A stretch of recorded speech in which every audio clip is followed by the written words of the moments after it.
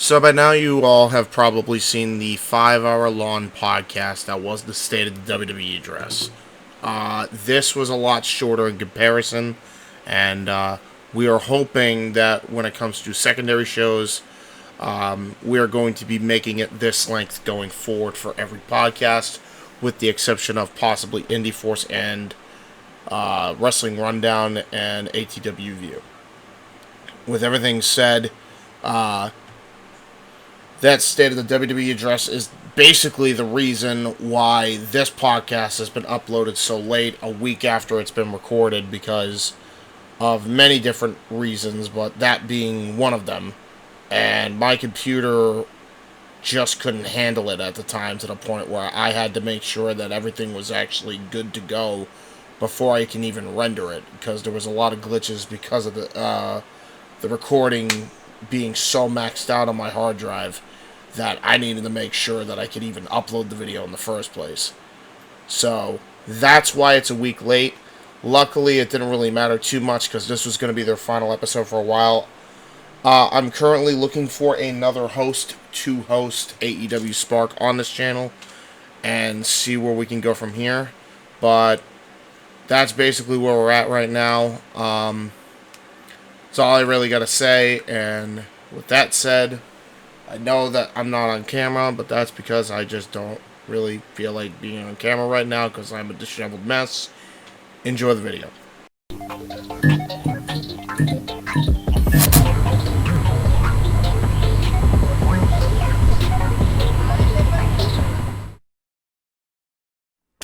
Batteries fully charged. Launch ready for AEW Spark in 3, 2, 1. All Elite Wrestling discussion is live. Cue host Owen Finch.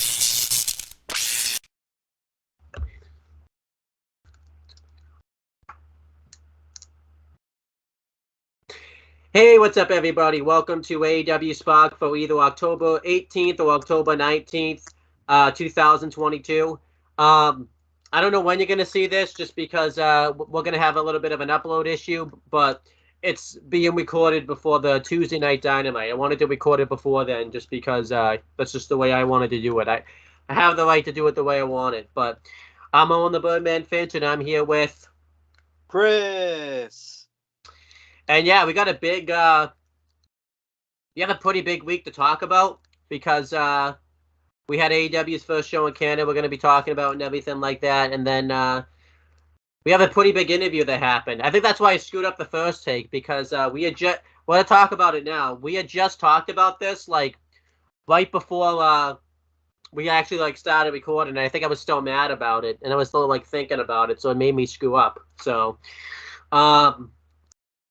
let's talk about it. So, right before the 3-year anniversary, which I call the 2-year anniversary of Dynamite, Tony Khan did an interview with Ariel Helwani.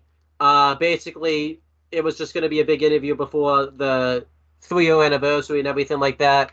And, you know, schedules didn't work out and stuff, so they weren't able to do one before then. But Chris and I were talking about probably why it didn't happen, but that's the reason that was given in the interview and stuff. And we're talking about it now because there's been some information that's come out since then, since that interview has happened. So that's why we're talking about it now. So I watched the interview Sunday, and it was already, when it had been known that Ariel Helwani was really frustrated in that interview. He said it was the most frustrated interview he ever has done in his life. So I had already known that going in, and it's really tough to say if I would have, like, felt that, because he did act very professional and stuff like that. Like, during the interview, he didn't really give any, like, hints that he was frustrated. You could kind of see it a little bit, because there was questions that he was asking Tony Khan, which we'll talk about, where you could kind of tell he was getting frustrated. But the way when he did his show afterwards, I don't know when he did that show, because you sent it in the chat, like, what, the Tuesday before this past week's Dynamite, right? It was like right with the day. So, like, he was pretty pissed in that radio show. and I don't think he did a pretty good job like hiding it and stuff like that. He was very professional about it. Um, but I want to talk about the good that came from that interview because there was some good that came out of it. Uh, Either the good thing that he did was he did a pretty good job hyping up the 3-year anniversary of Dynamite and everything. Too much of a good job, but he still did a good job.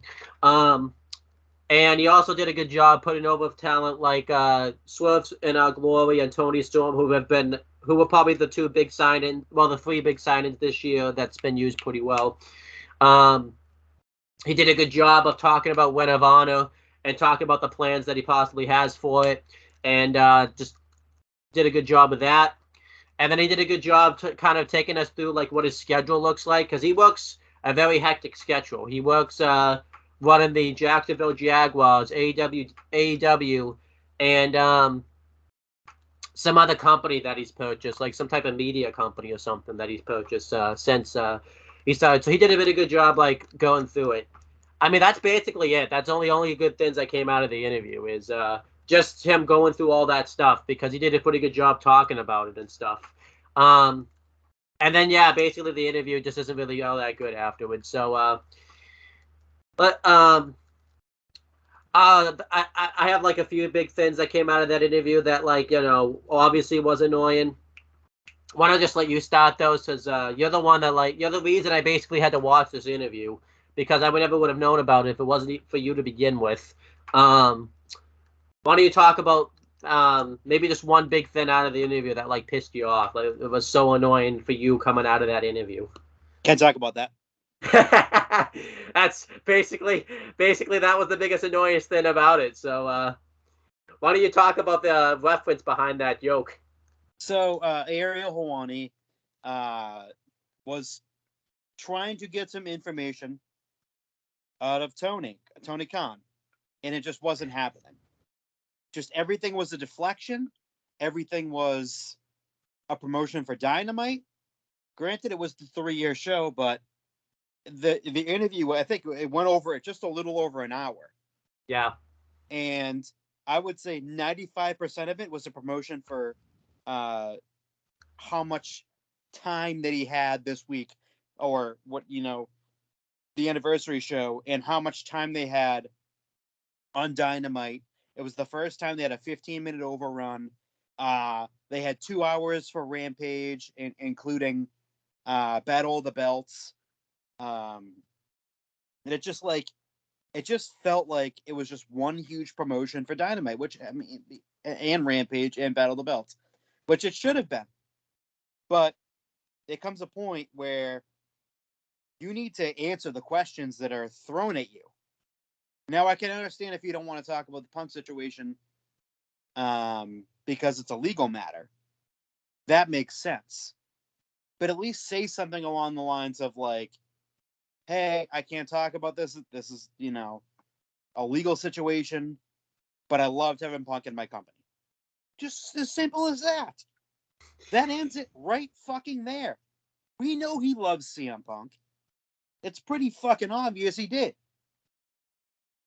But it just, when it came to other topics, like Cody, he just kept repeating, I can't talk about that, can't talk about that, can't talk about that, can't talk about that, over and over and over and over and over again. And I was like, you can't talk about Cody? Why? Why can't you talk about Cody? That is someone who you were very close with. That's someone you started this goddamn company up with. You could at least talk about your personal friendship a little bit. And then he talked about, he cried like a little baby, honestly, when they were doing the interpromotional work with New Japan.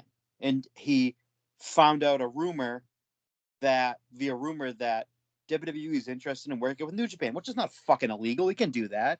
They don't have a working written contract with AEW. New Japan's free to work with anyone they want. And he called Rocky Romero, who I think he works in the front office of New Japan, or is like their English translators, or I forget. I think he works in the front office of New Japan. But he called Rocky Romero and like was crying like a little baby. I'm like, dude, like what? Like they can talk to other companies. Now, nothing came out of that thing with WWE and New Japan. It happens, but but it was bizarre. And then he talked about how he has never seen Nick Khan, but has talked to him over the phone and whatnot. I was like, that was weird. That's like he's never like he said first of all he never talked to him, and then he backtracked it and said that I talked to him over the phone. And then Ariel Helwani asked if he had talked to Triple H, and he said it just was like, have you talked to Triple H? Yep, I talked to him recently. Nope. Have you talked to Stephanie recently? Have you talked to Stephanie before? Yes. Have you talked to them before? No. Like he was giving one word answers, and their interview was just terrible. It was awful. It was an hour and 17 minutes. And I would say an hour of that was just him promoting Dynamite at the anniversary special. Like it was not good. It just was not good. And it rightfully so got hate for it. And people were jumping at Ariel Helwani saying like, "Oh, you leveled softball questions at Triple H, but you weren't throwing softballs at Tony Khan." I'm like, he doesn't have to. If he wants to ask questions of someone and not the other, and if he wants to ask hard questions of one person and not the other, he can. It's his fucking interview. It's his YouTube channel. He can do whatever he wants. Just fucking annoying. Yeah, I'll talk about the interview for a little bit. So yeah, basically I'll just talk about, he was given a lot of one-word answers, and it got to a point where I think like legit like 5 questions in a row was legit Helwani would ask a question, and he legit said, "Well, can I ask about this?" And Tony Khan, this was legit his answer. I think for like half of, "You can ask about it, but you won't get an answer." It was something to like the base to that, and like honestly, it got to a point where like it got to so predictable that he wasn't going to answer the questions because he kept doing it so often. And you could tell that by like Ariel's mood, it shifted because he could tell after he asked that first question, he wasn't going to get a straight answer. Yeah, or an answer, or a different answer. And then yeah, so I didn't really like that he did that, and then like I don't understand why he couldn't talk about like Cody, because for the reasons that you basically said, like he left. It's not like Cody left the company that we know of in bad terms or anything like that. Like in the Triple H interviews and stuff, when he's mentioned people that left the WWE and stuff, he openly talked about like how like, hey, they thought they could just go here and all that type of stuff. Like, that's all the answer that he could have even said and all that type of stuff. Like other bad things that came out of that interview was it felt like Tony Khan was taking shots at him. Like from the moment the interview started, they talked about the MGF situation because MGF did an interview with Ariel Helwani like right before all the stuff happened at Double or Nothing and everything like that, and he mentioned that he thought he had heat because of it, and then Tony Khan's like, yeah, we don't have any heat, nothing like that. So then he was just gonna drop the situation and says, okay, we won't really get into it. And Tony Khan's like, well, yeah, but you just got into it by putting it up. Like he didn't even really put it up. He just kind of like Tony Khan basically himself brought up the MJF interview like all by himself. Yeah. And then other bad things was he was trying to ask about the MJF situation, and he wouldn't even like talk about it because of the contract things and everything like that. And then he says that he'll put it up on Dynamite, his show, but he won't talk about it in interviews, which is just totally not even how to do things, because MJF himself's doing it in interviews, and it's actually like working really well, making them some money, but Tony Khan like won't even bring it up or anything like that. And then just other bad things. Ariel Helwani was told that he only had like a 45-minute window to do this interview. So he was trying to get as many questions in as he could, so that way he could get everything that he wanted. But then Tony Khan like kept adding to the interview. Like there's legit like 3 times where like I think Ariel Helwani tries to end the interview, and Tony Khan's like, "No, we got all the time in the world. I cleared my schedule and everything to do this and everything like that." And then you know, um, Ariel Helwani just kept trying to get more interviews, and then like he just wasn't really getting much answers or anything like that. And then this is like one of the worst things I don't really think anyone will talk about because of how bad the interview was. He was asked about the Wednesday Night Wars and like the competition between WWE and AEW, and the comparison that he dared to use was the war between McDonald's and Burger King. And he was talking about how AEW was like Burger King, which that would have been like a fair argument and like a fair comparison to use. Here's the problem with this comparison. At least in Massachusetts, anyways, but we know this is pretty well known. Burger King's sinking right now. I don't know if you guys know this, but like there's certain areas where Burger King is basically you can't even find a Burger King in most places. They're all shutting down. There's places where I know there was a Burger King, they're not there anymore. So that's basically where he just basically compared himself to a sinking ship, pretty much. True. And McDonald's, I'm not saying McDonald's is thriving, but WWE he's basically saying that WWE is better than him without even really realizing it. I don't even think Tony Khan even realizes that Burger King is sinking, so he should have done his research on that one because he basically used a sinking ship to compare his company, which is just terrible. And a lot of people can say, well, he didn't make it sound like it was from nowadays. He basically he used present tense to describe what was going on between Burger King and McDonald's, which is not even remotely true. And then I don't think we talked about this yet. There's one point where he leaves the interview. I don't know how long he actually leaves the interview for because they had to speed up the production and everything like that. But I think he leaves the interview for like a half hour. It seems like because he didn't plan on going that long, I don't think, and he had to go like refill his water and everything. And Ariel Helwani, it seemed like was just stuck there for a while, like twiddling his thumbs and stuff like that. And that's just like basic like being a human being. There's been times. How many times, by the way, have we had to leave our show and it's just like 5 seconds? It's not even that long. It's just you legit had to do that for our show that went 6 hours and you were gone for what, 30 seconds? Yeah, that was like it. 30 seconds. Yeah, like he legit like left Ariel Helwani just sitting there for, and Ariel Helwani's probably got like, it's not like Ariel Helwani, this is like the only thing that he does. He's got like football and like other UFC news he's got to cover too. Like he's basically taking time out of his day to do this interview and you just leave him there for a half hour. Like that was just ridiculous. And then there was something else I wanted to make sure I brought up like during that interview that was just really bad. I'm trying to remember what it was. Yeah, he also ignored the fact about the real reason that Battle of the Belts 4 had to be the same night as had to be recorded and like aired the same night as that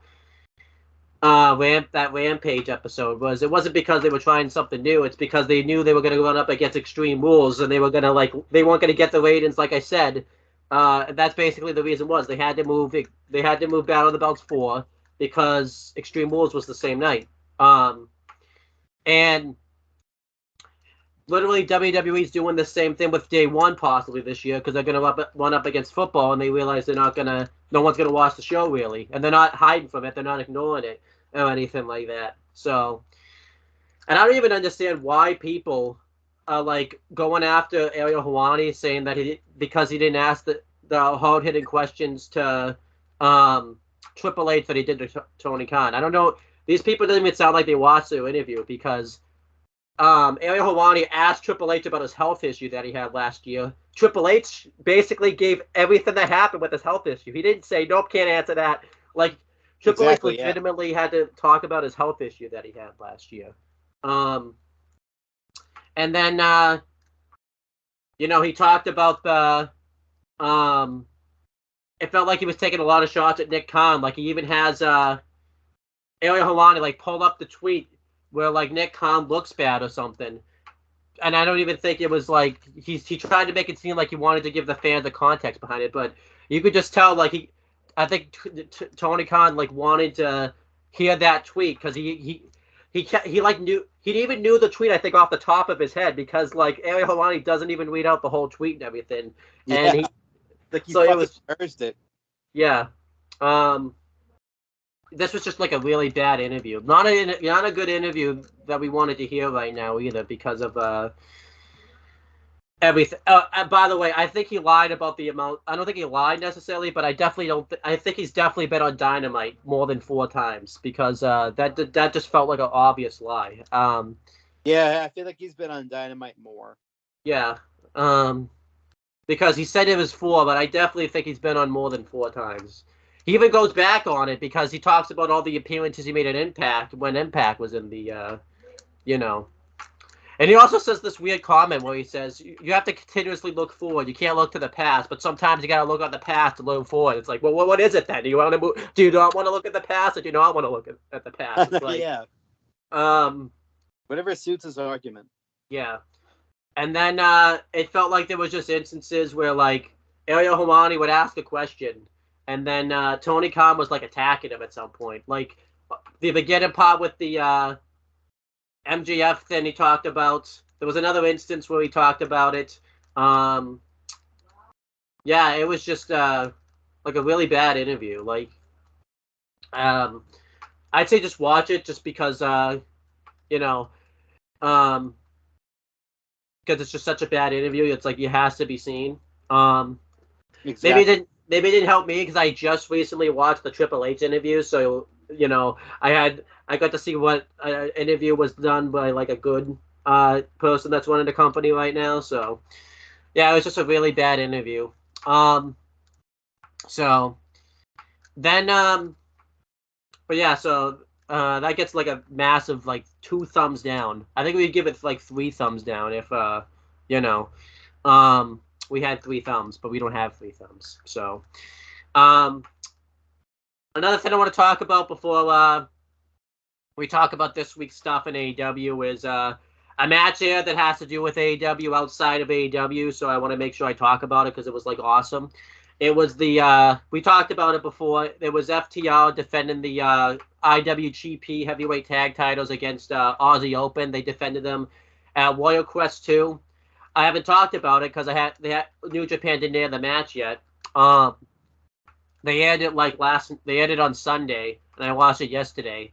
And yeah, this was a hell of a match. I'm not going to talk about the match just because I don't want to spend too much time talking about it, but it's like one of the best tag matches I think I've ever seen in New Japan.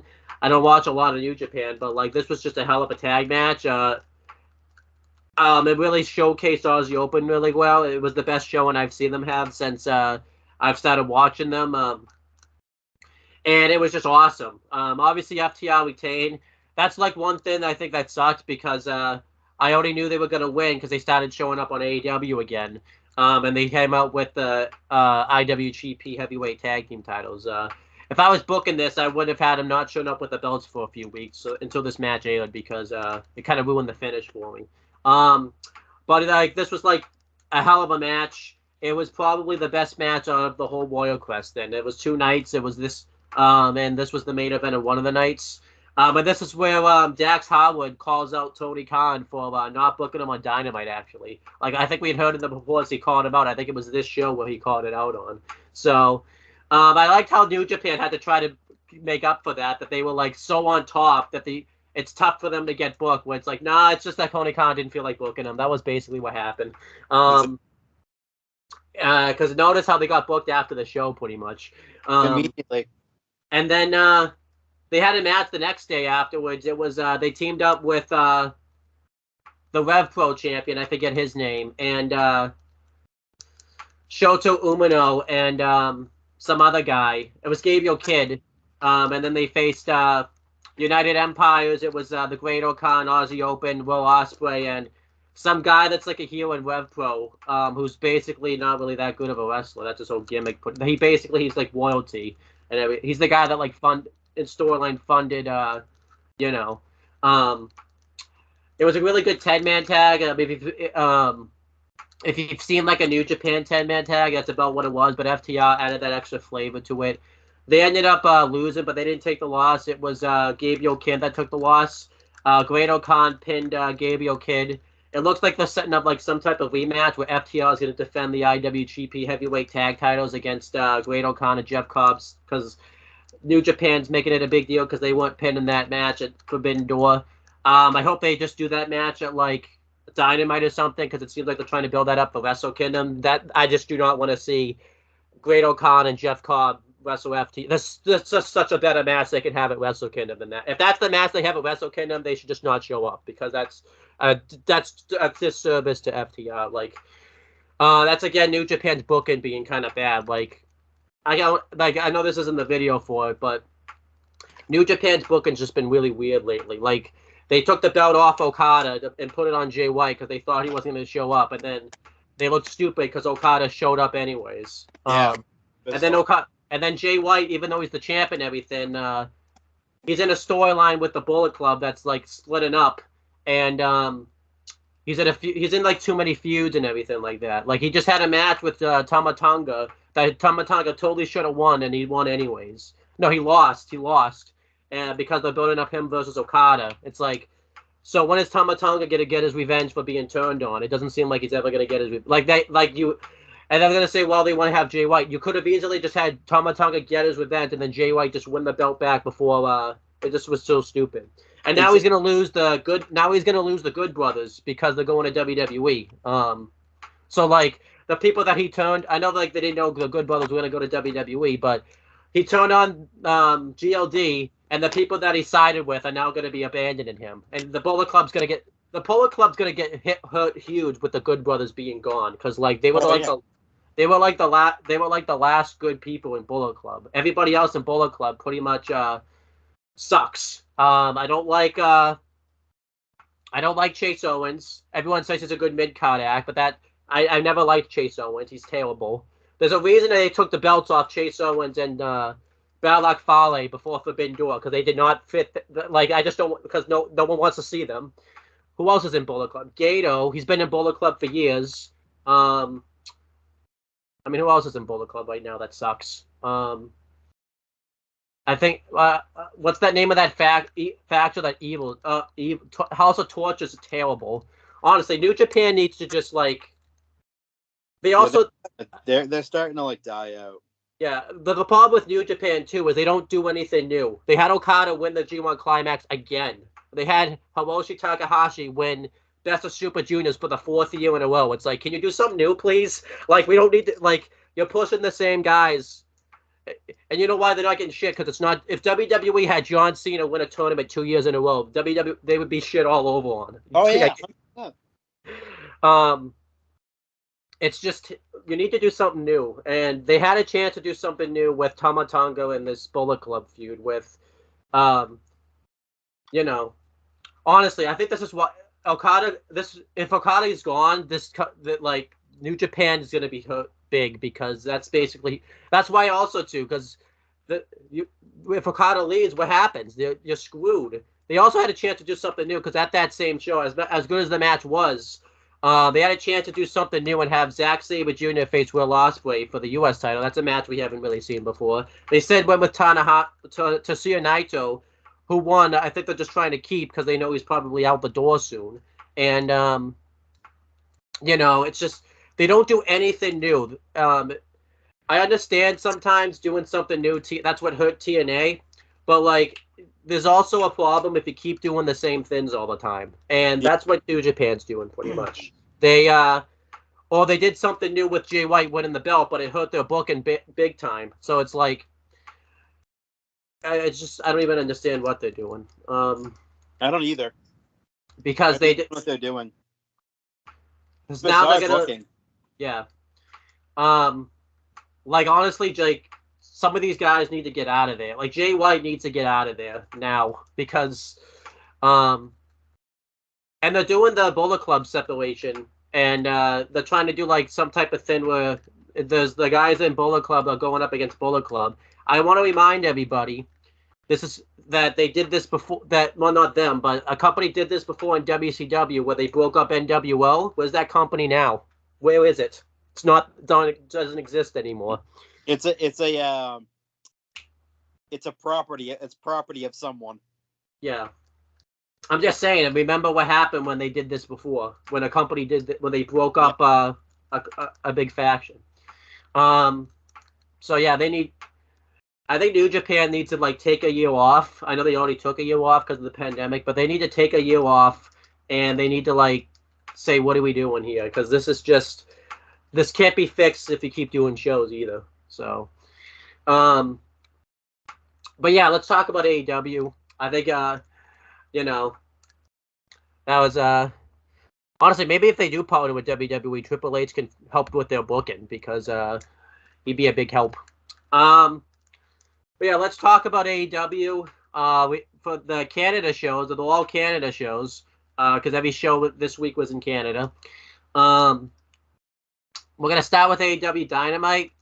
What was the date for the Dynamite? Because I forgot to update the date in my notes. I have September 7th, 2022, but that's not even close to being correct. So Was it? So it was what last Wednesday, right? Yeah, it was last The Wednesday. 12th. That was the 12th. Yeah.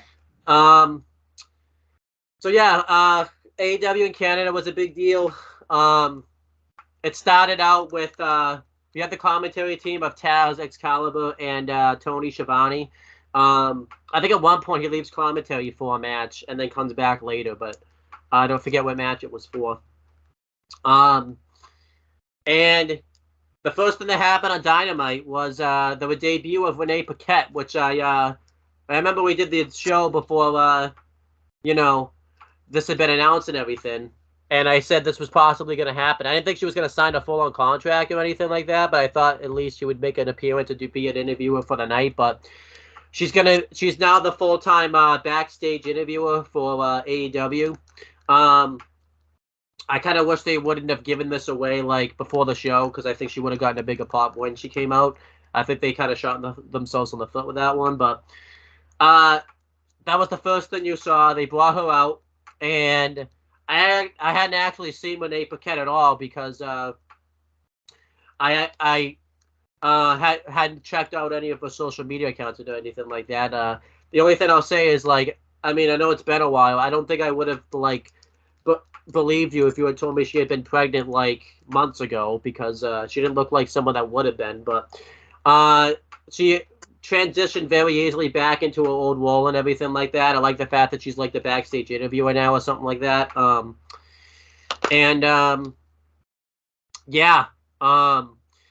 She came out and she obviously got a big pop because it was in Canada and everything like that.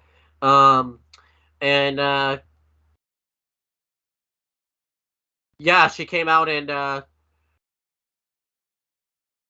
she came out and she got like a big pop and everything. And her first interview was with Christian Cage, which I thought was very fitting because, they were both in Canada, and it made sense that Christian Cage was the first thing we saw. Christian Cage did get a big pop right away because he's Canadian and everything like that, and he instantly got heat on himself because he mentioned the fact that their hockey team didn't make it to the finals, and it was I think because we've seen WWE take all these different ways of doing it, they basically went the typical wrestling format of doing it, where they basically just said it and they got him heat right away, and he introduced Luchasaurus. He went over and did commentary. Christian Cage is very good on commentary.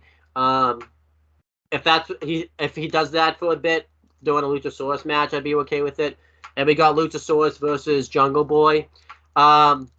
Really good match here to kick off Dynamite. I was surprised on the road too. They didn't show like a video package or anything. Like this is a match that people waited like 3 years for. They didn't get a road to or anything like that. Like they should have gotten one. Like what got like the I'm trying to think what got a road to. Like the freaking women's tag got a road to, and that was thrown. They tried to make it seem like it was like, you know, they had all this build behind it, but that was just randomly thrown on the show. This has like 3 years of storyline behind it, and you didn't even do a road to or anything like that. Like that was ridiculous. Yeah, this was really good. You could definitely tell why Luchasaurus was the hot tag guy and Jungle Boy was the guy that always took the heat. 100%. Because he a lot of his offense looked very to be fair, he is a dinosaur. So dinosaurs, I don't know. No excuses. No, he is a dinosaur. No so excuses. Maybe, why aren't you gonna give him excuse? Because he's mean. If he was nice, you would have given him an excuse. Jungle Boy immediately started it with a fast pace.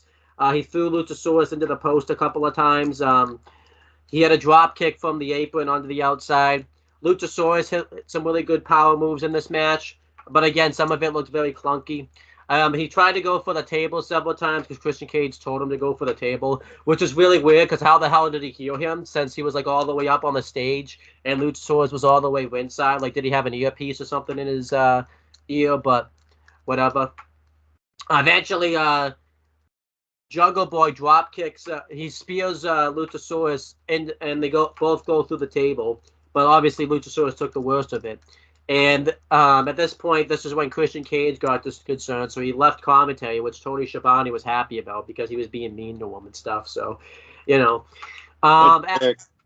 then they wrestle for a few more minutes. They do some really good near falls and stuff. Eventually, Christian Cage pulls Jungle Boy's legs on the outside, which causes him to lose. He actually got him into the snare trap at one point, and Luchasaurus is like the first man to survive it because he's really powerful and stuff. And then eventually Luchasaurus hit his finisher, which looked very clunky. It was like a torture rack into like a face buster, but it did not look very smooth. And Luchasaurus ended up getting the win.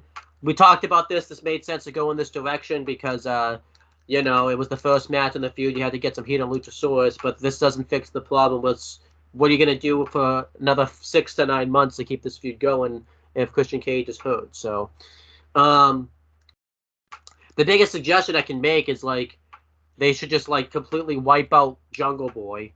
But, I think they did that, but he keeps coming back. So he does keep coming back. I don't even...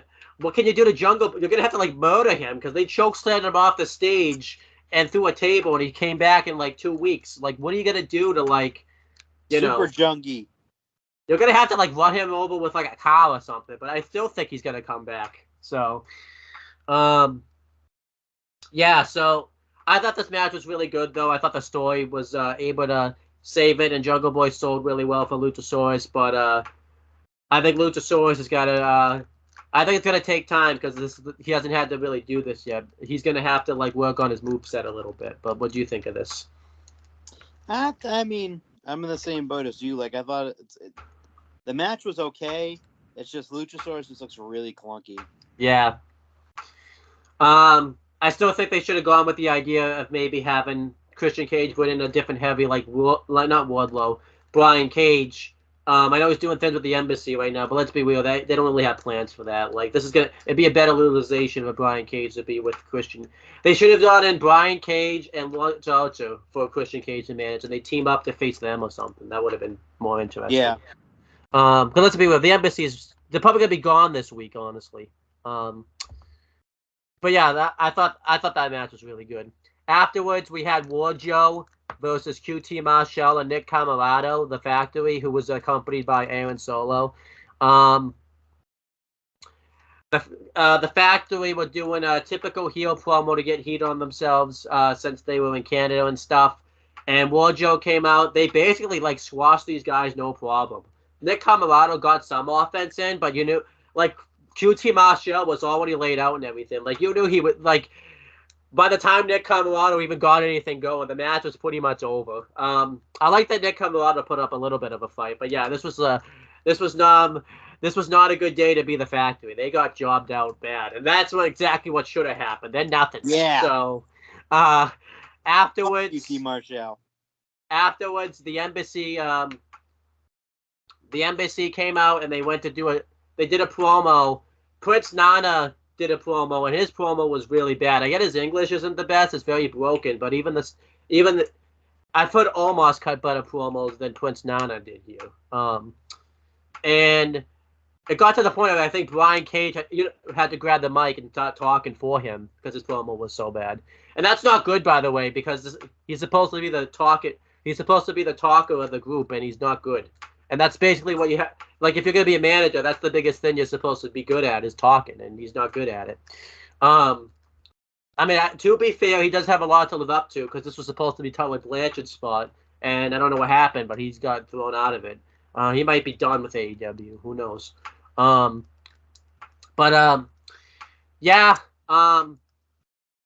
They went to beat down Wardlow.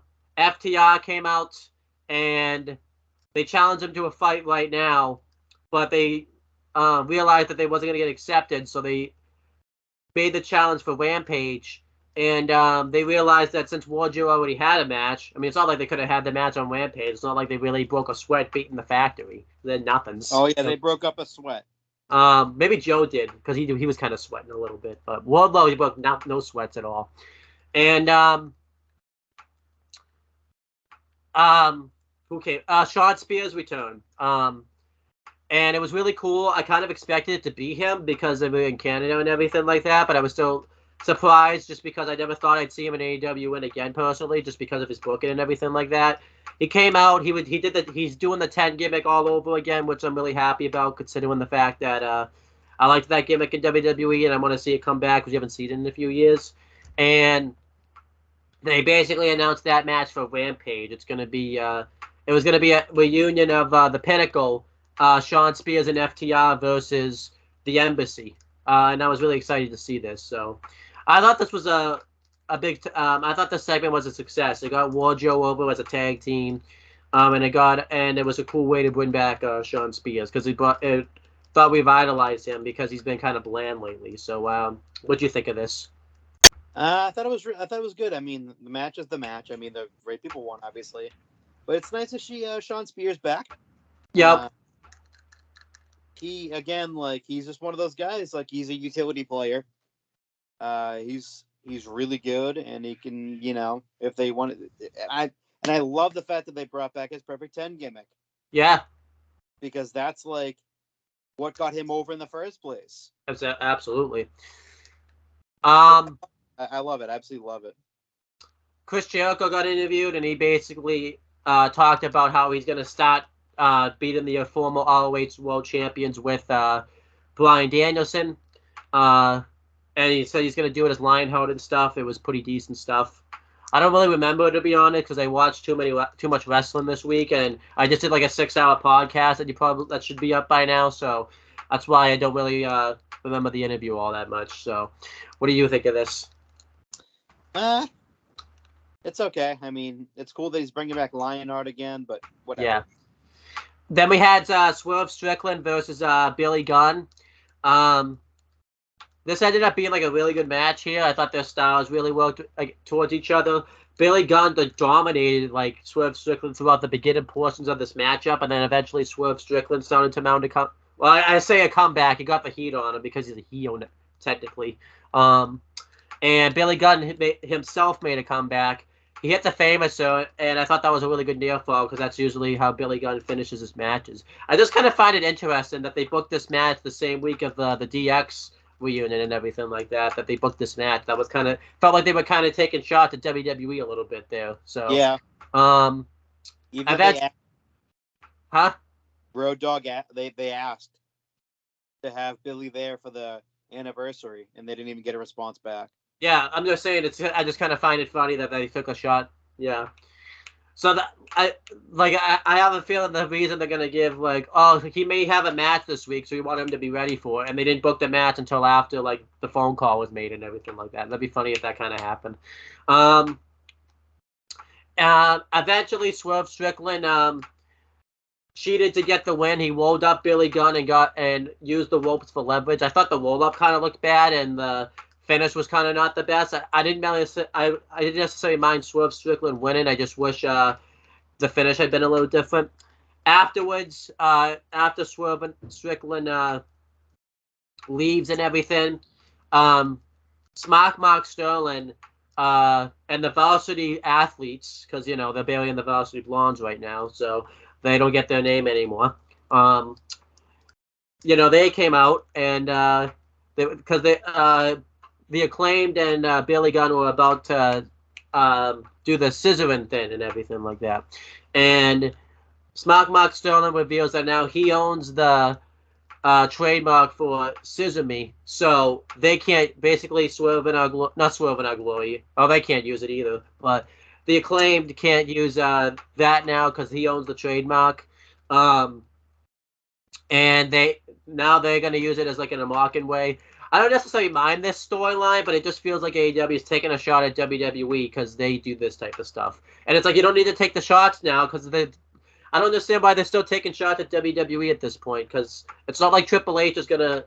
I don't know. It's just the shots at WWE just need to stop because it's not Vince anymore running things. It's Triple H running things, and you're ruining a potential partnership. No wonder why Triple H doesn't want to work with you because he won't stop. Exactly. He's focusing on his own stuff.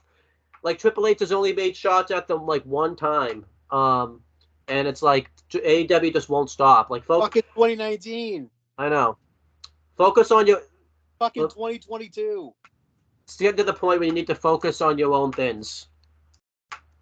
So I don't necessarily hate this storyline, but I'm just sick of the shots at WWE at this point, especially because the company is like falling apart backstage and everything like that. Like, why don't you fix that instead of taking shots at WWE?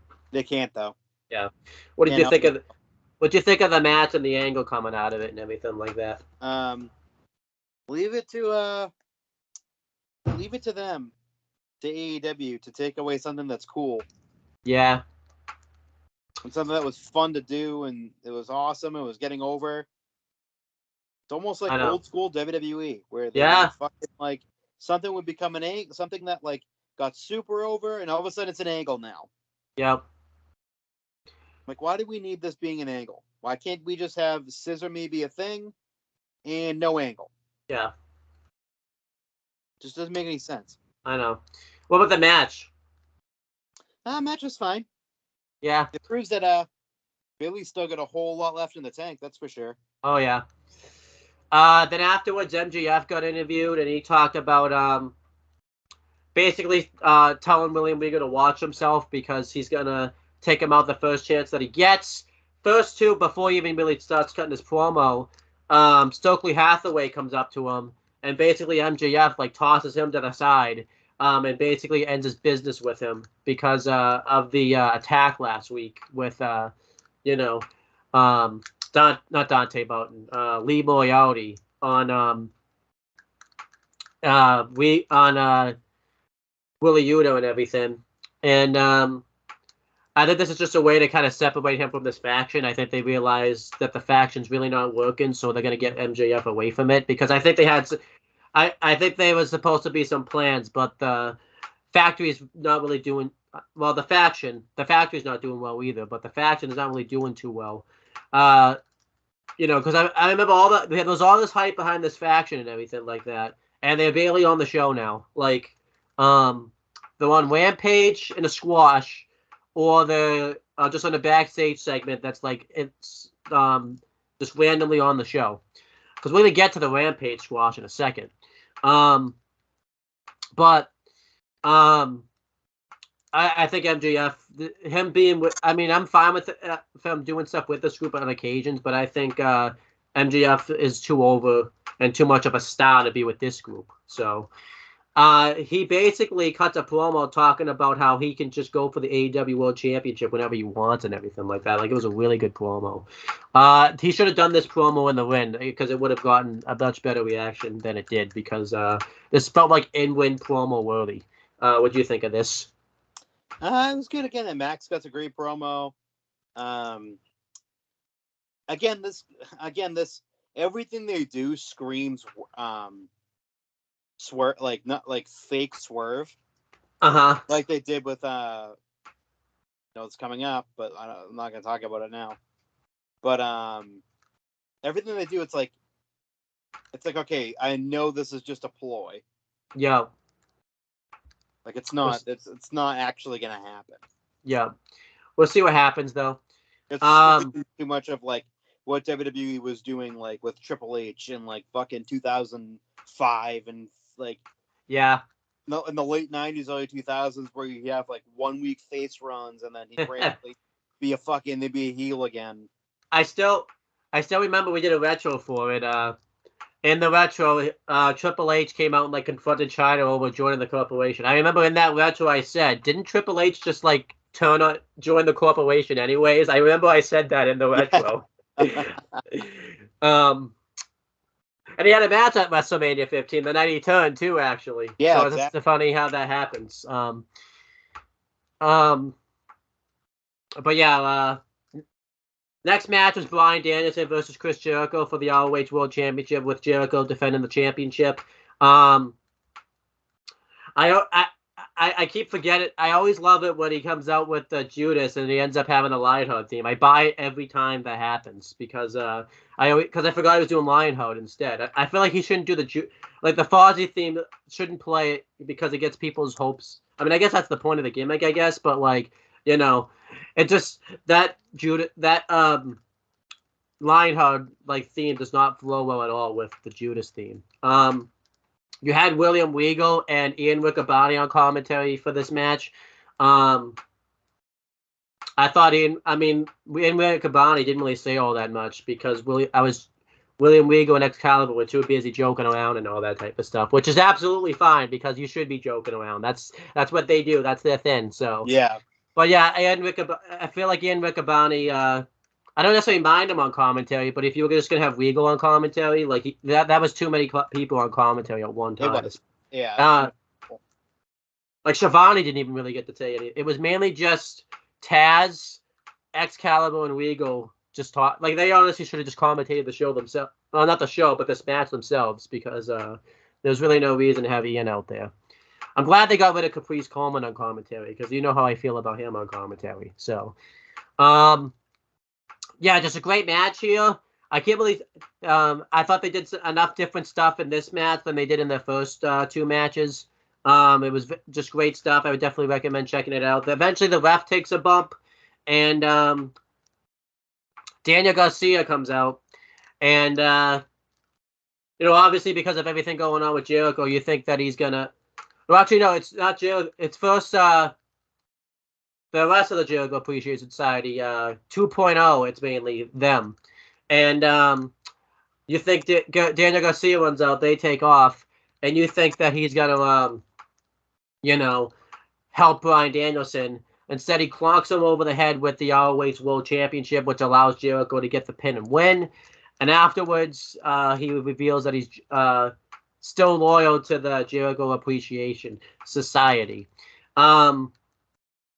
I liked the swerve. It really wasn't a swerve to me, obviously, because I figured this was going to happen. But I like that they kind of went this direction because I think it's going to make Daniel Garcia even more aggressive. And it's going to add a lot of personal feuds with him and Bryan Danielson.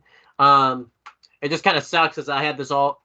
It's one of those things as a wrestling fan where you have this thing that you really wanted to happen, and you had this storyline mapped out and everything like that. Now it's just not going to happen and all this type of stuff. Like I had this big idea where like Jericho was going to face Garcia at like the next ROH pay-per-view, and he'd be the guy to take the title off Jericho, and they kind of Tony Khan just kind of like took that storyline now and ripped it up and like threw it into the trash and lit it on fire now and stuff. And the trash can on fire, just because he likes to do that sometimes. But, this is still going to work just as well, because we're going to get another Bryan Danielson-Garcia match. I want to say an Iron Man match. And I just think it's going to be cool, because now Garcia will stand out, he won't just be like another guy in the Jericho Appreciation Society. He'll be kind of like the mixture of the sports entertainer profession, which he was anyways, but I feel like this is going to... break him away from that and stuff. I just hope we don't just sit here though in a few months down the line, and we say that this was a mistake to not make him really a babyface come out of it. I just hope that doesn't happen, but we'll see. So I liked what they did here. I guess I'm just upset that Tony Khan took my storyline. I basically pulled a James where I had the storyline written in my head and everything like that, and it didn't happen. And then I just hope that I just hope they didn't miss a chance to turn Daniel Garcia babyface when he was at his most popular, but we'll see. So I'm going to wait and see on this one. But, I'm not really happy with Tony Khan right now, so maybe that's why I'm being a bit extra, especially considering the fact that now I've just seen him do this interview and everything like that. I'm kind of mad at him right now. So what do you think of this, though? I knew it was coming. Yeah. It was fairly obvious. Actually, you called this. You called this the first week they were doing this. I think I fucking called it because it was way too obvious. Way too obvious and way too predictable.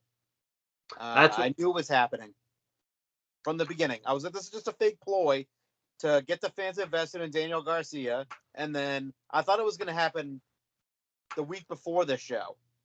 Yeah, I thought it was going to happen then. I think when in the tag match. Yeah, I thought it was going to happen then.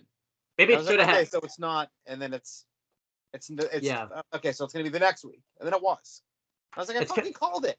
It is kind of, yeah.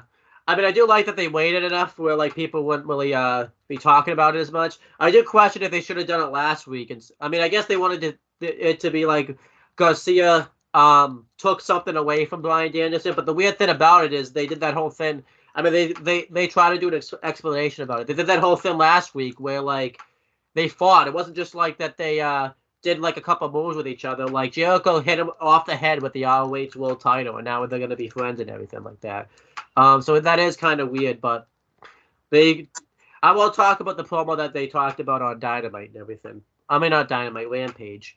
But that was that. What about the match? Did you like the match overall with Bryan Danielson and Chris Jericho?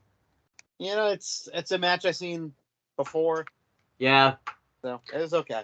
I mean, again, I don't think we were meant to see this match like twice. I think they would have done this. They probably would have just done the match at All Out, then the match here. But obviously, because of the CM Punk thing, they had to do another match. So that they kind of, it just sucks that they kind of had to happen that way. But I still think they got what they wanted out of it. Next, the Vicious Vixens do an interview. So I didn't talk about this because I forgot. Nyla Rose has taken hostage of the TBS Women's Championship. She's not actually the champion. She's just the self-proclaimed champion. We've seen the storyline done before where people take championships that aren't theirs. Been done before over and over again. Yeah. And basically she's showing up to press and everything like that with the title, and now she's having security around her and stuff. And to make sure that Jade Cargill doesn't show up and take the title, even though I think Nyla Rose could easily destroy Jade if she really wanted to. But we can't have realistic booking in AEW when it comes to their women's division. I just noticed, by the way, they put the women's segments together because the next thing in my notes is the women's tag match. So that nothing's changed in the women's division because all the women's segments was in one thing. But afterwards, Anna Jay AS comes up and challenges her to a match on Rampage, and it just didn't even make sense to set this match up because they're both heels, and they're trying to push both of them right now with Anna Jay AS with being a big heel in the Jericho Appreciation Society, and Nyla Rose being the next challenger to Jade Cargill's championship and everything, and you're just you're having why would you even book this match? But you know what? It doesn't matter anyway because no one's gonna get more or less over anyway. So what's the point? Just do all the matches you want. So exactly. Then we had the next tag match. It was Jamie Hayter and Dr. Britt Baker DMD versus Hikaru Shida and Toni Storm. Very good women's tag match here. Shida and Toni Storm got the win when Shida hit the katana onto Britt Baker for the win, which I think we did predictions. We definitely didn't predict that Shida was going to be the one that was going to get the win, so I don't think anyone else saw that coming. And it set up a match for the interim women's title that's going to be airing tonight. Really good match here. Really good way to set up a women's title match, but I'm not going to be fooled. This is just a 1 week thing where they're going to pretend to care about the women's division, and after tonight, it's just going to go back to normal. So I'm not buying it this time. I So, haven't bought it in years. yeah, so nice try, AEW.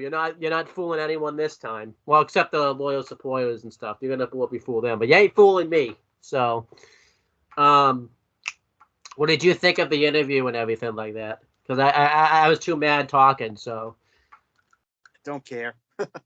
why did we start? Maybe we shouldn't have started with that Tony Khan interview. So I think it kind of ruined our mood for these reviews. Because I'm really mad right. I also probably shouldn't have ranted about New Japan because it's making me really mad right now. So Oh, fire it up. I know. Um, the Butcher and the Blade did a promo backstage. They challenged John Moxley and Claudio Castagnoli to a tag match on Rampage.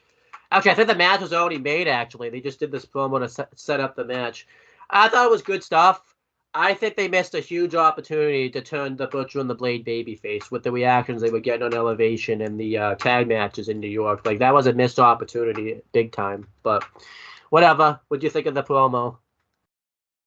Again, it proves that they should have been baby phases. Yeah. It's just obvious.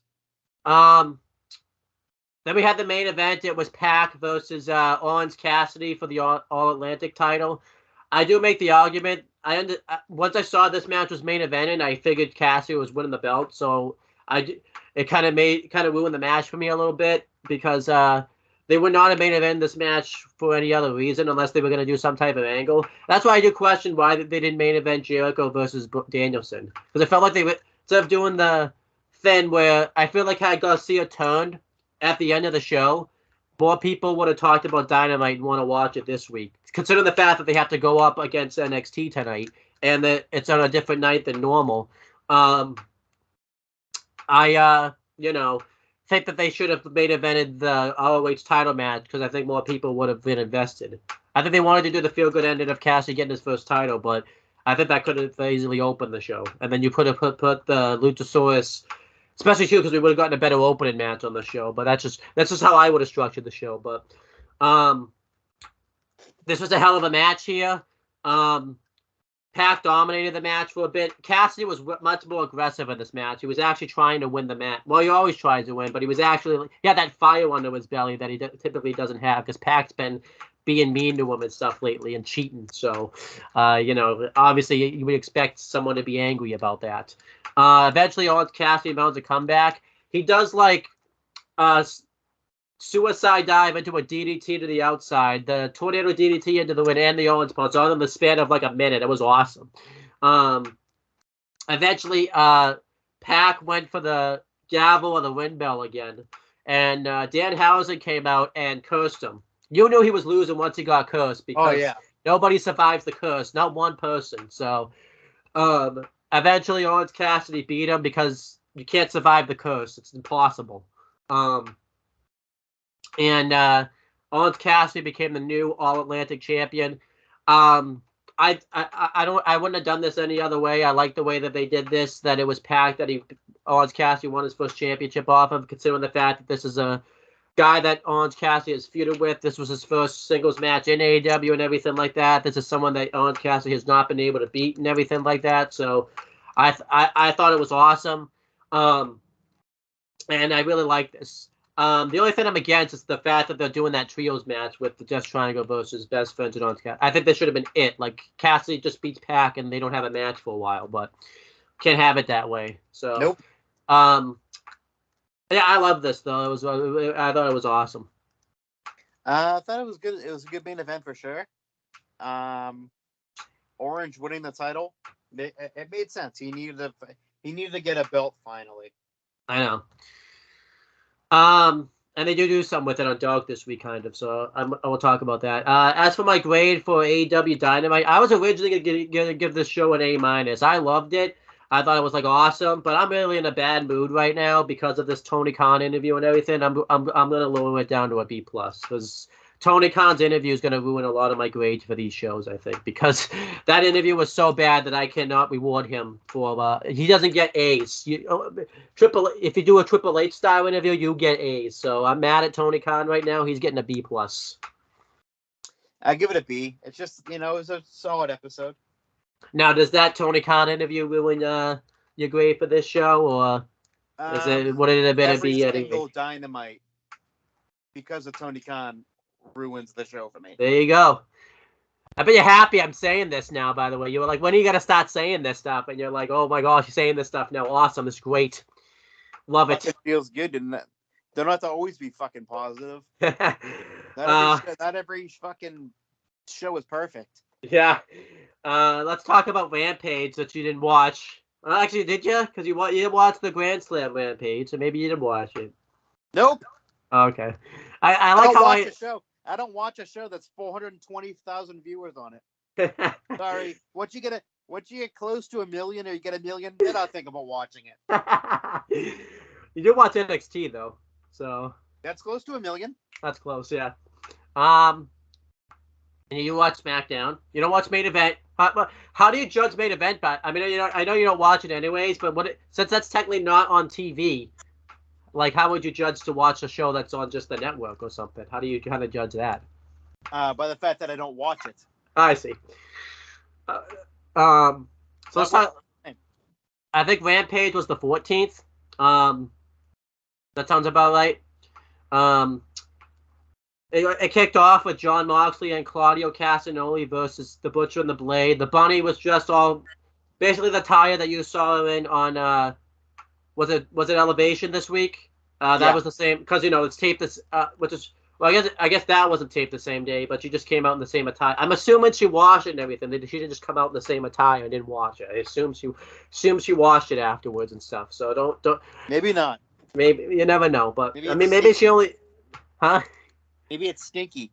Maybe she only wore. Maybe it's one of those things where it's like you only wore it for like an hour. No, like for like 30 minutes, and felt that like it was still clean enough. Because sometimes I do that with my sweatshirts, where I only wear them for like 2 seconds, and I'm like, okay, I can just wear it again because it's a sweatshirt. You don't necessarily need to wash a sweatshirt every if you just wear it for 2 seconds. So,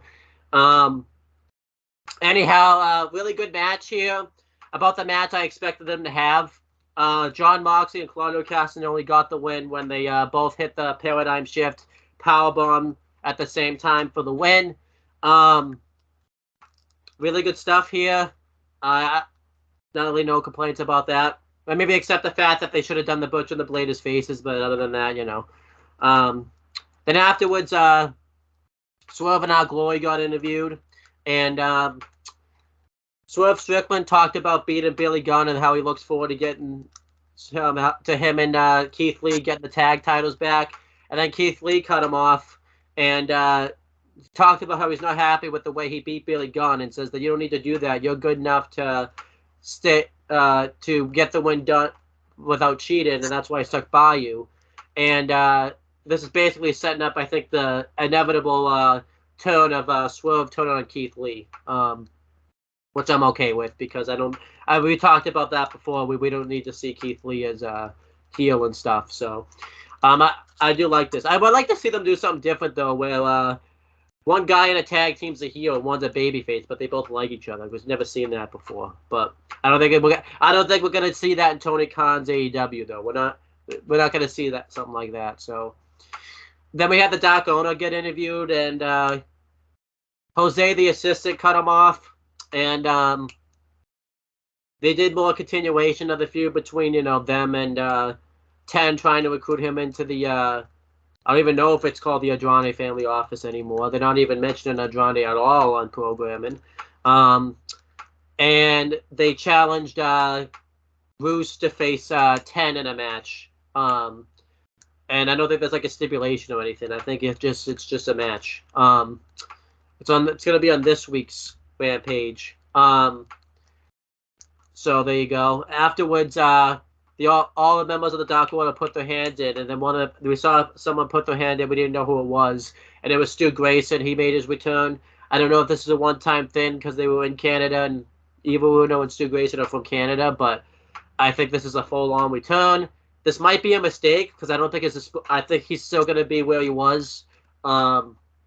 Where he can't get on Dynamite at all. It's all going to be dark matches. So, actually, I think what's going to happen, he'll get like a push. He'll get like a TNT title match, and then he'll lose that match, and then he'll go back to dark. That's what would be what happens.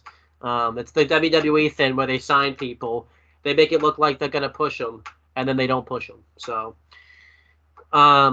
Then the Jericho Appreciation Society came out to do their promo.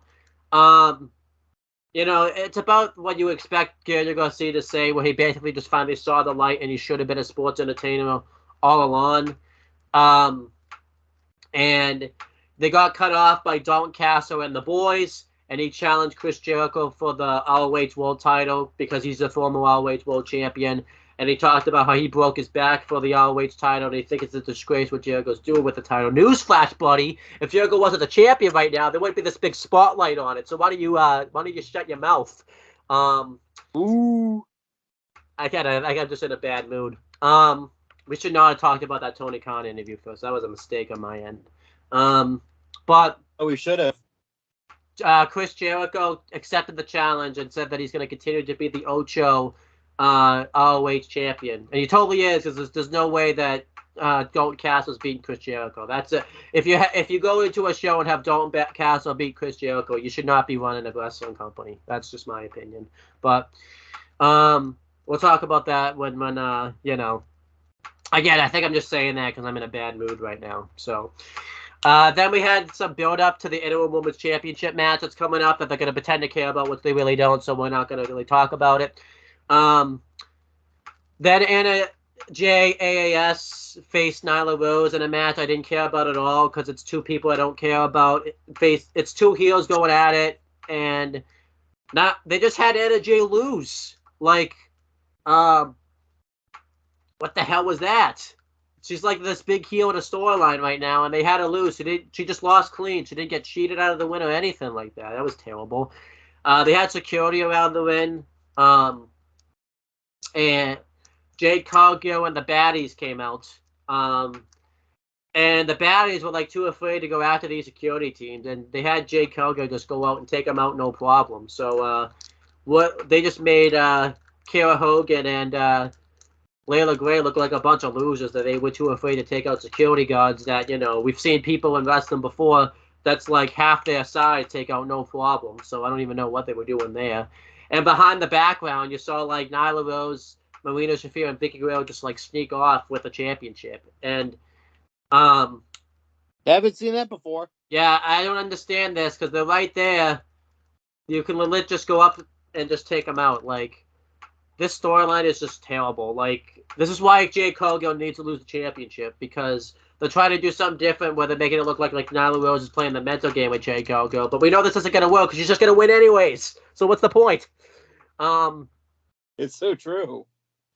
Ali Daivari cut a promo and he talked about how what was in that envelope that he gave him from to Hook was $5,000 for the FTW championship. But because Hook ripped it up, he's going to have to take it by force. I don't even think Hook knew that money was even in there. I don't even think he opened the envelope. He just ripped it up.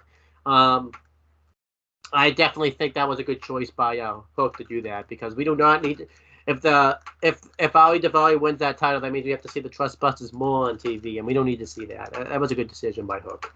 So, Isaiah Cassidy faced Ethan Page.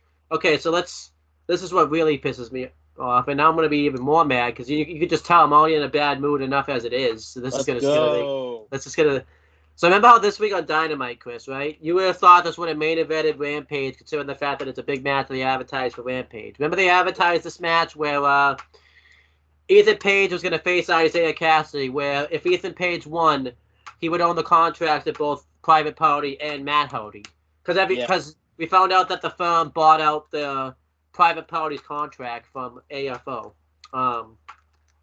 Why we can't just have Matt Hardy and Private Party just team up themselves and be an awesome tag team in the Trios division? I don't know.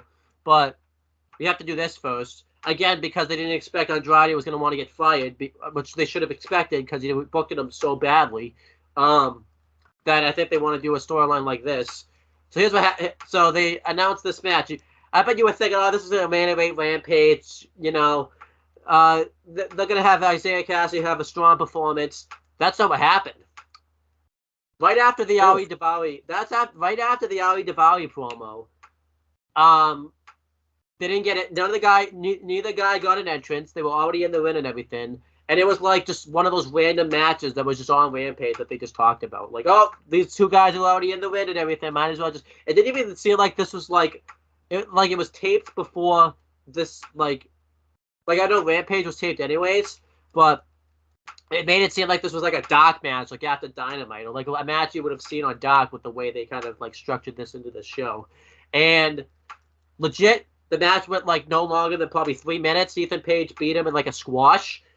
And a big storyline they're doing right now. So Matt Hardy and Private Party now work for the firm. The firm owns the contracts of Matt Hardy and Private Party. What are you doing? Like this is terrible. Matt Party. Yeah. I don't know why they can't just do the storyline where Matt Hardy just like, I know he's not Big Money Matt anymore, but why can't we just get that moment? Like, I feel like by the time now we get this moment now when Matt Hardy and Private Party break away from the firm, it's gonna be, no one's gonna care now because they waited too long. So I did not like this at all. I just want to see Matt Hardy and Private Party just team up. Like this is just, you already have a storyline behind it and everything. This is just terrible. Then Best Friends and Orange Cassidy cut a promo. They again, they talked about how they're happy that Orange Cassidy is the All Atlantic champion, and now they're gonna face Death Triangle in the Trios title match.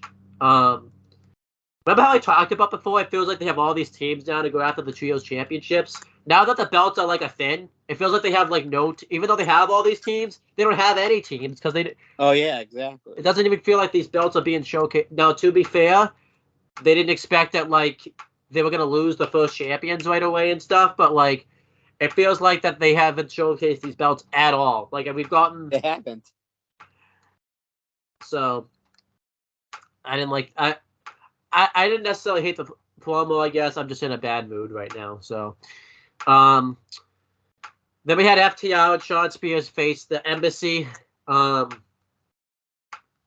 was just thinking to myself, like, okay, why should I care about the Embassy? Because every which way, they haven't won one match in this feud. They lost, like, Brian Cage came back and lost in World for the TNT title. They lost the FTR at Battle for the Belts 4. So I'm like, it's Sean Spears' return. I think we know how this is going to go. And it went exactly the way you thought it would, where FTR got the big rig. I hate the name of that finisher, by the way. I know they can't use the Shadow Machine name, but they could have come up with a better name, like the FTR Express or something like that. Yeah. Can that make sense? Because they're like, or I don't know. But again, I think I'm just taking. I'm in a bad mood, so I'm just gonna rant about every little thing that I talk about right now. So, yeah.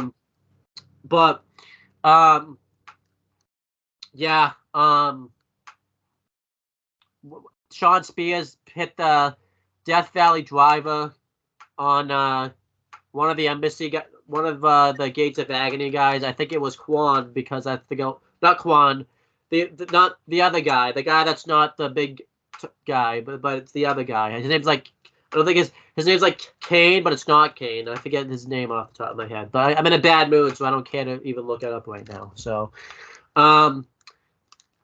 afterwards, yeah, so they won. It was a big thing. 2 minutes into the show, the Kingdom debut, and it was. Unfortunately, I got spoiled because someone posted the spoilers, and it was one of those group things you couldn't really ignore on Facebook, which I was kind of pissed because I was like, it would have been, I probably would have reacted huge had they come out, but people just can't keep their mouths shut online right now, so it's whatever.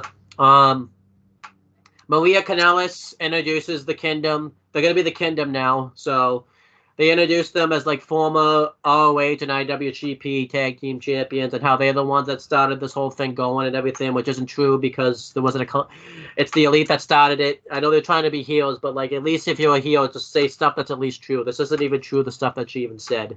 And then the Kingdom went to the ring, and the Embassy and the Kingdom attacked FTR, and Wardlow came out, and the Embassy and the Kingdom took off. I think that's the worst thing about this is they debuted and they didn't even get to like they didn't even get to lay anybody out. Like the Kingdom's big debut that everybody wanted from AEW was just a big debut that like they were already instantly like other guys that just got chased off by Wardlow and stuff like that. Like it wasn't even that impactful. Yeah, right? exactly.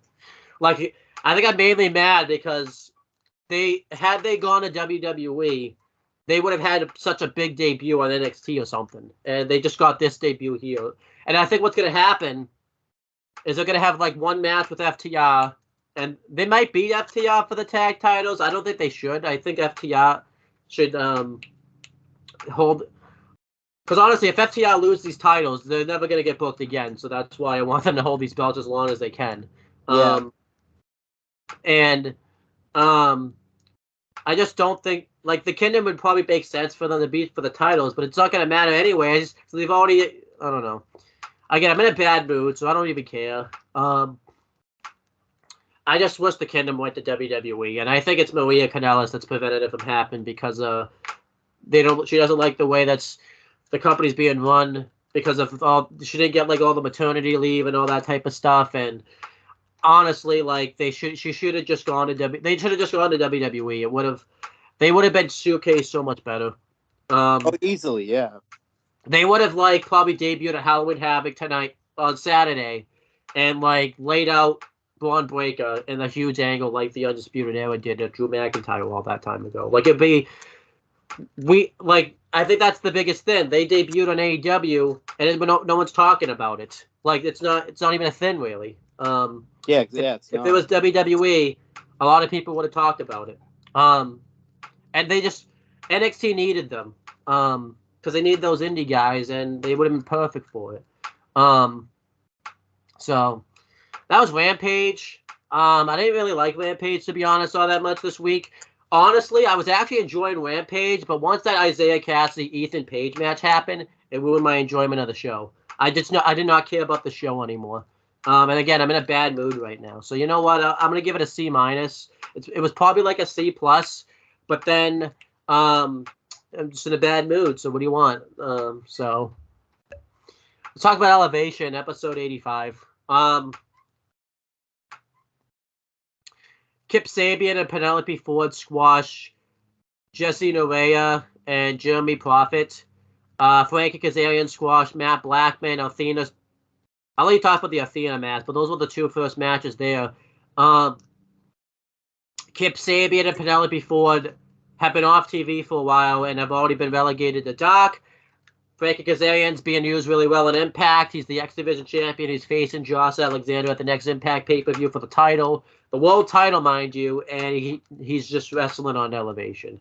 So that's great utilization of Frankie Kazarian right there. You know, you could have him come out. The best utilization of Frankie Kazarian, I might add. Yeah, you could have him come out and have a kick-ass X Division title match against like Dante Mountain on Rampage or something, but we're just going to have him show up on Elevation.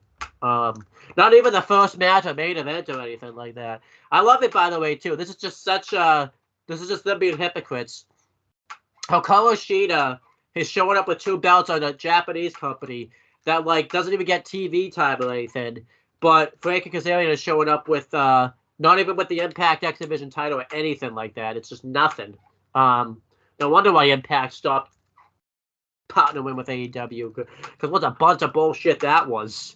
What do you think of those first two matches? Again, I think I'm just ranting about this because I'm in a bad mood. So I honestly like it's nothing special. Yeah, and then I'm gonna let you talk about this because I think if I talk about it, I'll like explode. Why don't you talk about the Athena Jody threat match? Because I feel like if I talk about it, like I think I'm gonna end up like throwing a picture at you.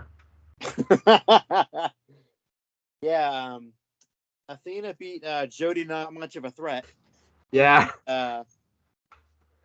Jody tramp stamp. She beat her. She beat her, but there was one point in the match that like I don't know if it was like meant to be stiff, but Athena throws a fucking forearm and rocks Jody. Like fucking rocks her. Yeah. and then mounts her and just beats the piss out of her, and then picks her up in a suplex and throws her over the top rope. I was like, Yeah. what the fuck is this? Like, Yeah. what the fuck?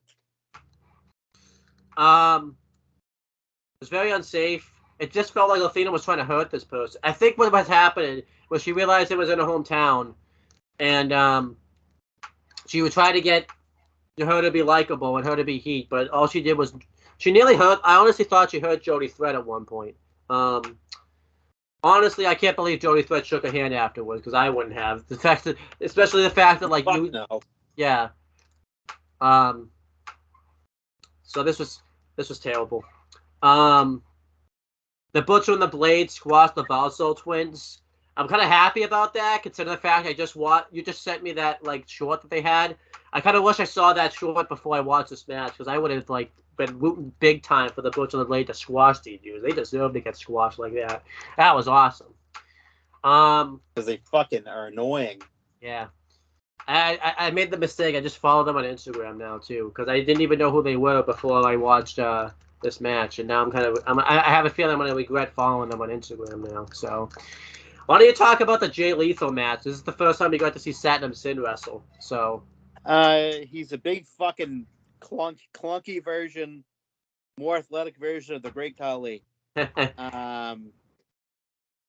He picked the dude up and fucking launched him across the ring. yeah, Like literally hang time. Hang fucking time. yeah, That was awesome. But then I think they botched the finish because the guy got up. yeah. Because Satnam couldn't pin him because he was too close to the ropes. And then he just gave him a weak-looking punch and then pinned him. I don't know. I like Satnam Singh. I know he's probably not the best wrestler, but I like him. I think he's got potential. I mean, he's still new at this and everything like that, but I like Satnam Singh. I love it when he comes out there with the entrance and he like raises his. I think there's something they could tap into. I wish he went to WWE because I think Triple H could get that potential out of him. I've said that for like the past 3 podcasts we've done. So, That's but yeah. Jay Lethal didn't even get tagged into this match either, by the way. continuing in that story. Yeah. Not on Dynamite though. Can't bother to do that. Nope, not allowed. By the way, where's Darby Allin? We haven't seen him in a while. Disappeared. So, Where's Sting? yeah. Then we had Sky Blue and Madison Rayne lose to Emi Sakura and Serena Deeb. I didn't even pay attention to this match. I think I was just texting you the whole time. So Yeah, I was Serena Deeb beat Madison Rayne with the Serenity Lock. Surprise. There was like a little bit of a chance that Sky Blue and Madison Rayne were going to win because I figured Emi Sakura would take the loss, but that didn't happen. So, I forget what match it was, but there was a match where Paul White was talking about. This is like a big thing he talks about where you just have to chill out when you're wrestling. Don't get overzealous or get angry and stuff. Because I think it was during the Jody Threat match, and I think she was pissed that Athena nearly dropped her on her head and stuff like that. And Matt Menard, who was doing commentary with them, was like, "Wow, you're getting really that's a big thing for you, huh?" It's like, "Oh, it's just a thing I noticed." I thought it was funny that Matt Menard called him out because it was like after like 3 times he said it in the show and stuff like that too. I remember there was one point where they talked about Jody Threat. It was Ian Riccaboni. He did his research and stuff. And Matt Menard like said, "What are you, friends with this girl or something like that?" And then Paul White's like, "No, he just does his research like Caliber and stuff like that." Like, I just love Matt Menard on commentary. I think it needs to keep Daddy Magic. The Guns then beat the Bollywood Boys. It was kind of a match, but like kind of a squash. I think the Bollywood Boys should have put up a lot more of a fight, considering the fact that they're like very well known. Like this was a slap in the face to the Bollywood Boys. That was Elevation. I'm giving it a D, so I'm in a bad mood. So, what are you giving Elevation? I'll give Elevation a C-. All right, now we're gonna move on to Doc. Thank God. It was episode 167. I forgot to mention this because I was in such a bad mood. Dynamite and Doc were taped. Dynamite was taped, I think, not Dynamite. Elevation was taped the same day as Dynamite, I believe, and Doc was taped the same day as Rampage. Tony Khan tried to make it seem like he was listening to the fans by doing this, but I don't think that's what's happening here. I guarantee you, in like a month, Doc's gonna go back into the studios, and I'm gonna be saying, "Where was that listening to the fans thing?" type thing. I just know that's gonna happen. We had a Kawashita versus Vanessa Craven. Obviously, Shida won. It was very obvious that was going to happen. So she's got the women's title match coming up. Vanessa Craven did put up some type of a fight, but I think this match should not have been booked. They should have had Shida easily squash somebody since she's got a women's title match coming up, and she could barely be. No, can't do that. They'll do that on Dynamite, but not on Doc, where it's supposed to happen. Then we had Evil Uno, John Silver, Alex Reynolds, and 10 versus Tyler Turva, Sean Hawk, Zach Patterson, and Janato. I believe it's Oliver Jordan from GCW. They hyped him up as a big deal as a signing for AC when they were doing the GCW shows. And what is he doing? He's on Doc. What a big deal that was. Getting squashed. Getting squashed too, by the way. Get squashed, pal. Jose the assistant was on commentary, and I wanted to mute my laptop. He was just burying the Doc. I get he was a heel, but it was just so annoying. And I think I just loved it because Excalibur and Taz were like trolling, and he was just trying to be so serious in his character and everything like that. But I was just annoyed by Jose the assistant because he was just annoying. What do you think of the two matches that we just talked about? They're fine. Dark Order won. That's cool. They got over huge because they're in Canada, and Evil Uno's from Canada and everything like that. So Eddie Kingston and Ortiz squashed Mo Jabala and Jake O'Reilly. The fact that Eddie Kingston was in a big program with Chris Jericho and he's on Doc, barely can get on the shows now is just ridiculous. They're turning the Thin now, and this is what I'm annoyed about. They're using the Thin backstage where Eddie Kingston attacked Sammy Guevara, and saying that he's too aggressive and stuff. Instead of fixing your backstage issues, you're just going to turn that into a storyline. I know I'm all for somebody that likes it when they blend real life into a storyline, but this is not what's happening here. Instead of fixing the backstage problems, they're going to turn it into a story. That's not fixing anything. And you know what? Why I got mad is because I don't want to think about this stuff when I watch Dynamite, and they're just putting it up on Dynamite. Thanks a lot. Because they're fucking idiots. Yeah. Again, I think, and Tony Khan though won't put it up to Ariel Helwani when he asks him about it, but he's fine with making it a storyline. So, what is it, Tony? Best Friends and Orange Cassidy squashed Kobe Durst, Steven Maines, and Jesse V.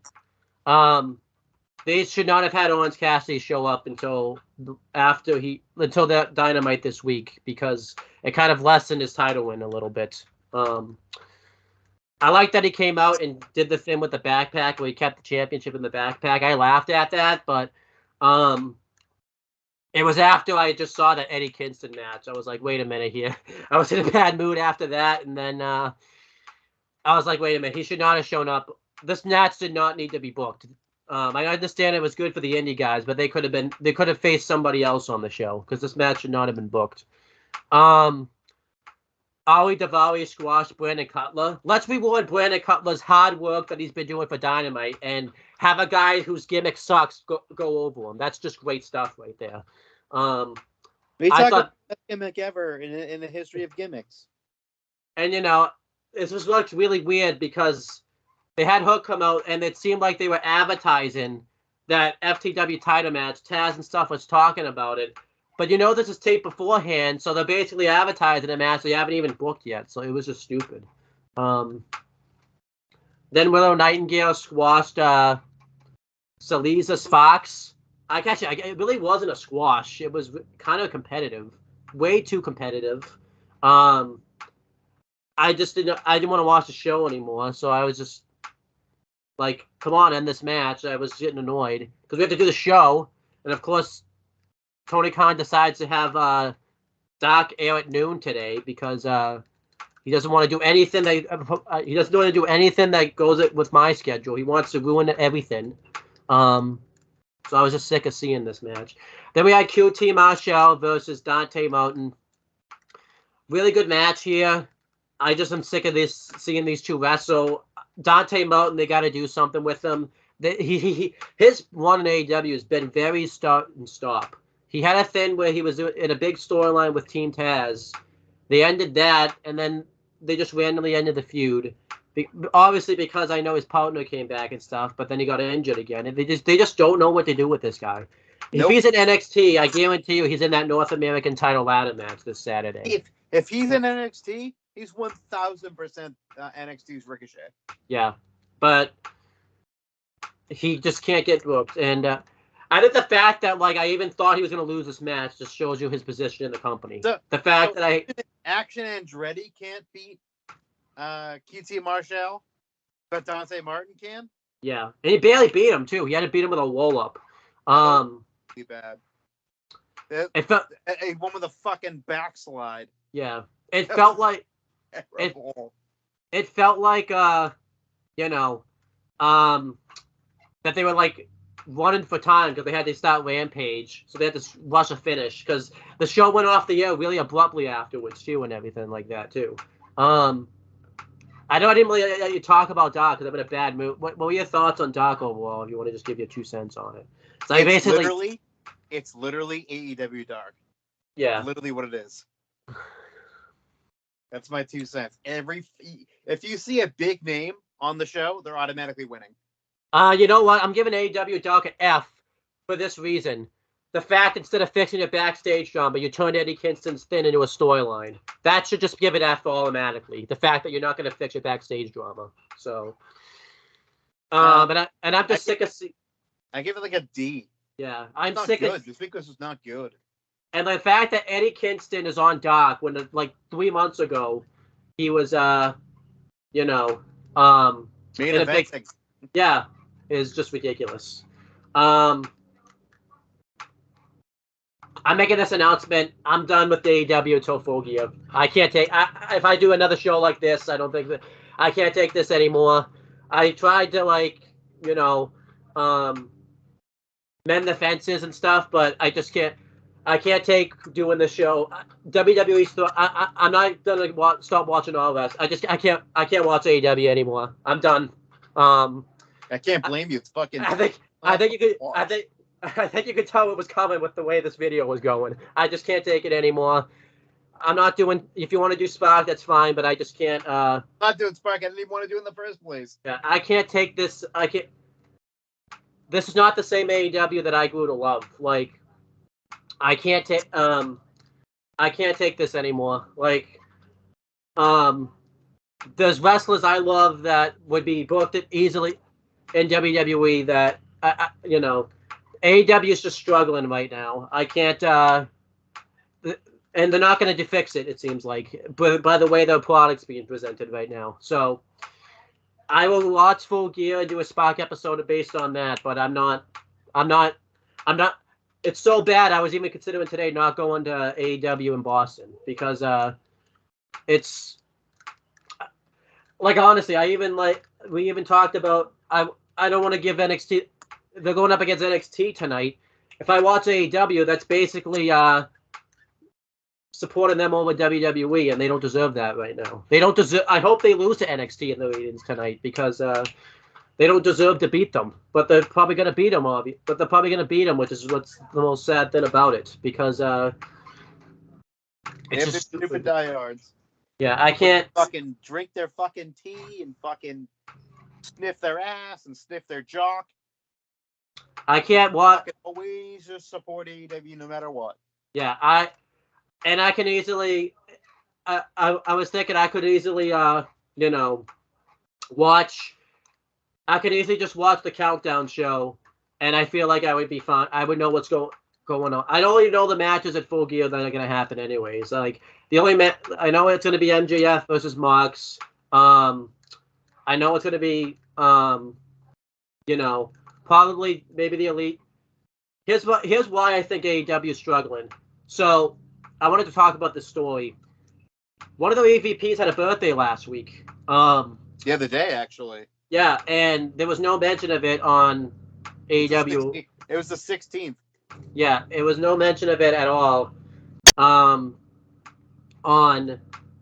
the social media platforms or anything like that. And I posted in our chat, everyone's probably going to say, well, this might not mean anything. The fact that it's not even like another wrestler. This is the EVP, one of the big top players, and he didn't get a happy birthday shout out. That has to show something's wrong right there. If it also has to show that they're probably 1.5 feet out the door.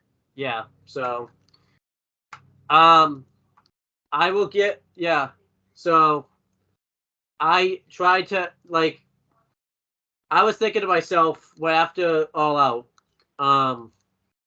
okay, this Elite thing isn't good, but they can bounce back from it, but they just haven't. They've lost fans.